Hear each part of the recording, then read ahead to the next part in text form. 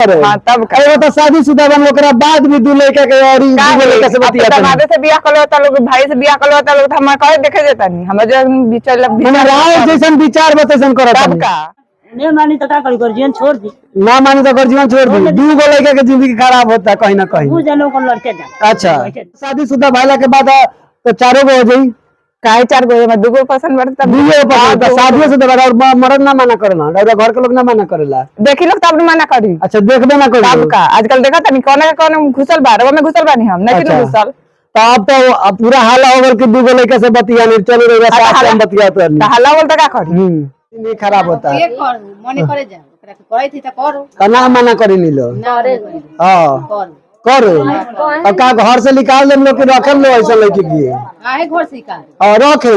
ये मासूम सा चेहरा दिखने वाला ये कोई मासूम नहीं है। 2 लड़कों की जिंदगी खराब कर चुके हैं और ऊपर से देखिए शादीशुदा भी है और उसके बाद 2 लड़कों से बात करती है और 2 लड़कों की जिंदगी खराब करती है। आइए इनसे पूछते का जी आप 2 लड़कों की जिंदगी खराब कर रही हैं। हाँ करीला हाँ तो काहे जिंदगी खराब करेला? काहे आजकल सब कोई करे तो हमने करे। अच्छा सब लोग करे तो रेलो करे। हाँ तब का अरे तो शादीशुदा बन ओकरा बाद भी दू लड़का के और दूगो लड़का से बतिया दामादे से बियाह कर लेता लोग, भाई से बियाह कर लेता लोग, हम कहे देखे जाता नहीं हम राव जैसन विचार बतैसन करत तब का देख सकत नहीं। मैंने का कहल आज के जमाना ऐसा हो गल बा कि केहू कुछ कर लेता, लेकिन यहाँ के शादीशुदा भइला के बाद तो चारों गो हो जाई, काहे 4 गो में 2 गो पसंद पड़ता दूगो पसंद शादियों से बाद और मर्द ना मना करेला, और घर के लोग ना मना करेला। देखी लोग तब मना करी। अच्छा देखबे ना करी तब का आजकल देखा तनी कौन घुसल बा रवा में घुसल बानी हम नहीं घुसल। तो अब तो पूरा हाला हो गल कि दूगो लड़का से बतिया नहीं चलो रे साथ में बतिया तो नहीं। हल्ला बोलता का करी तो का दूगो लड़का की जिंदगी खराब करे। हाँ करी।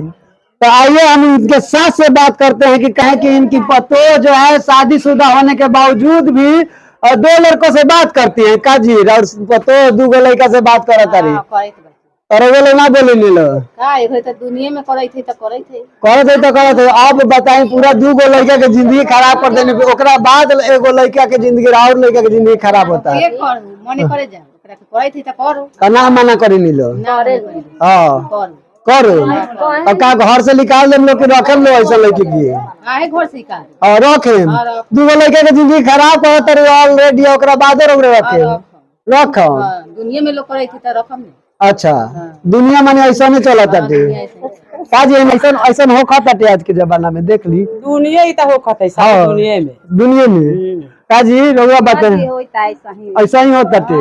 ऐसा होके के चाहिए कहीं ना कहीं गलत बा कि ना? गलत काहे बस सही बा, सारा दुनिया सही बा। सारा दुनिया ऐसा ही बा। मनबे नहीं करता का करी आए नहीं मानी तो क्या करी, गर्जियन छोड़ दी। ना मानी तो गर्जीवन छोड़ दी। 2 लड़का के जिंदगी खराब होता है कहीं ना कहीं। वो जनों को लड़के जा। अच्छा तो देख सकते हैं यही है वो मासूम सा चेहरा दिखने वाला क्या नाम है दुर्गा कुमारी इनका नाम है और ये रियल नहीं है।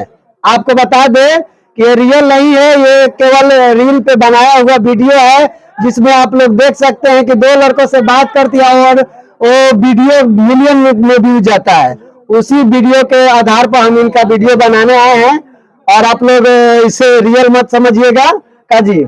हाँ देखा देखी बना ले एगो बुढ़िया बना ले वही को देखा देखी हम वीडियो बना देले रहे। हाँ तो मिलियन में व्यू चल गया। हाँ मिलियन में चल गल बा। हमारे दर्शक के अपन आईडी बता दी।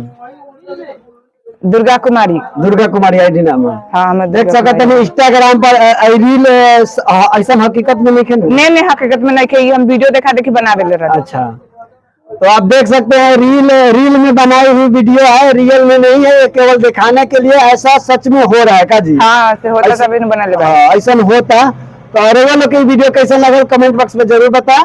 तब तक आते जय हिंद, धन्यवाद।